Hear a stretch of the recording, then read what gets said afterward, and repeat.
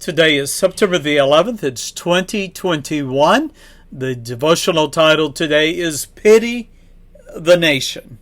Our scripture reading is Psalm chapter 25. Now, our scripture reading is continuing in the book of Psalms. This particular psalm is once again attributed to Asaph.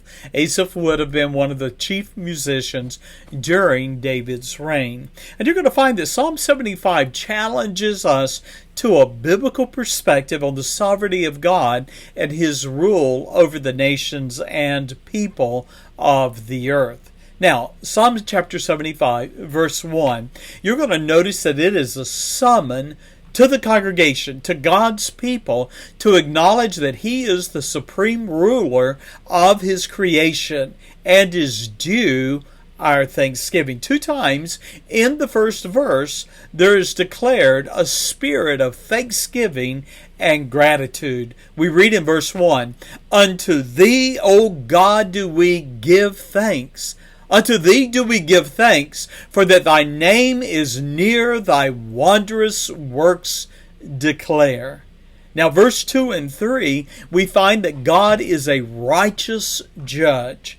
These 2 verses speaks of God's judgment. And some might suppose that it is the rule and judgment of man that is the focus of Psalm 75, 2 and 3.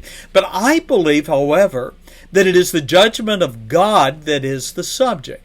Who but the Lord has the authority to receive the congregation of the saints of God, judge them uprightly, and then weigh them in the scales of His law? The law and judgment of man, let's be honest, is perpetually shaky, it's uncertain, it can hardly be trusted. But we read that the earth and all the inhabitants thereof are dissolved. The word dissolved there is to be shaken, to be unsettled.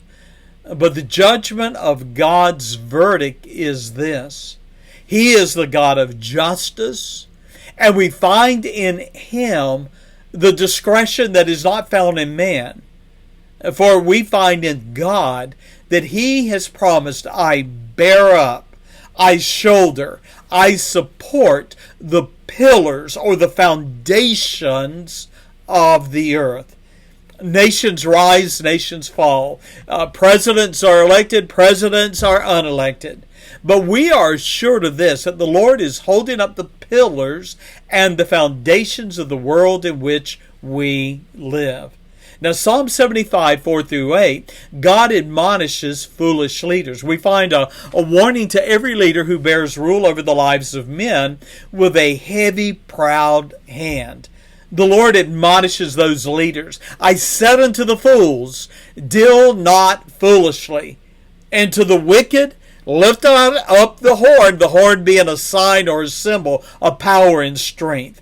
Lift not up your horn on high.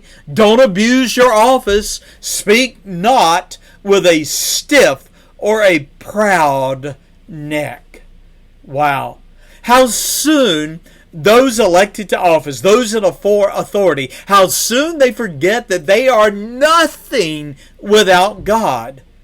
You see, Romans 13 and verse 1 teaches us that civil government has been ordained by God.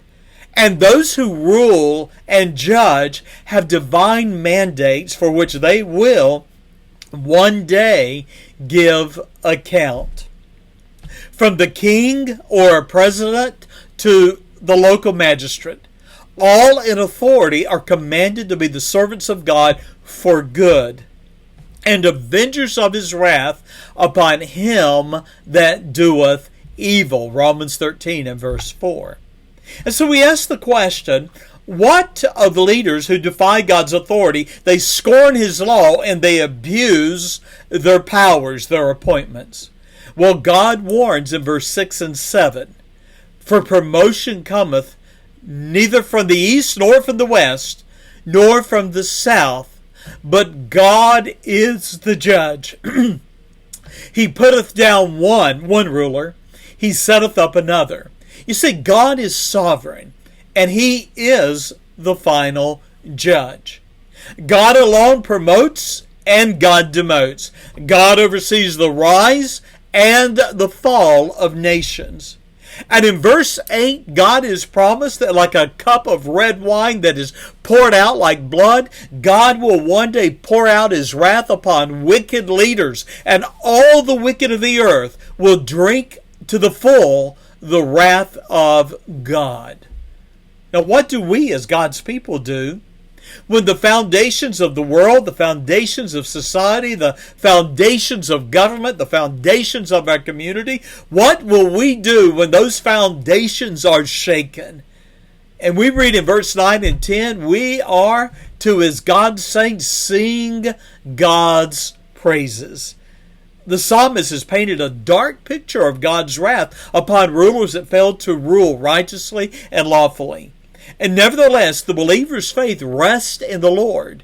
And we should declare our faith in his holy character, verse 9, and sing praises to the God of Jacob, that is, to the God of Israel. Now, allow me to give you some closing thoughts.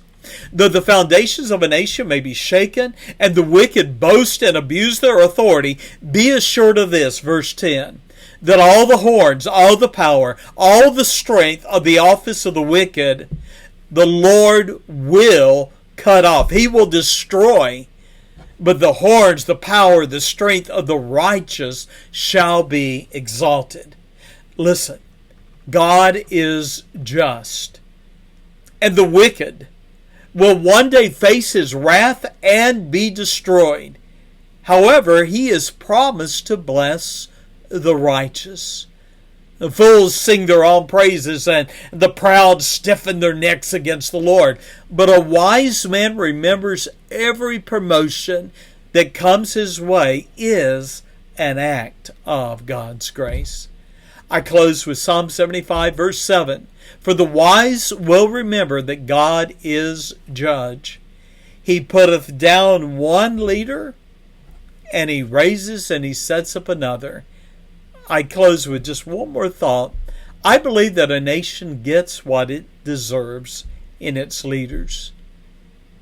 And if you're not happy with our leaders, you need to be praying to God, not only for his protection, but for God to turn this nation to be a righteous one. And then our rulers will rule in righteousness. God bless you. Have a good day. Bye-bye.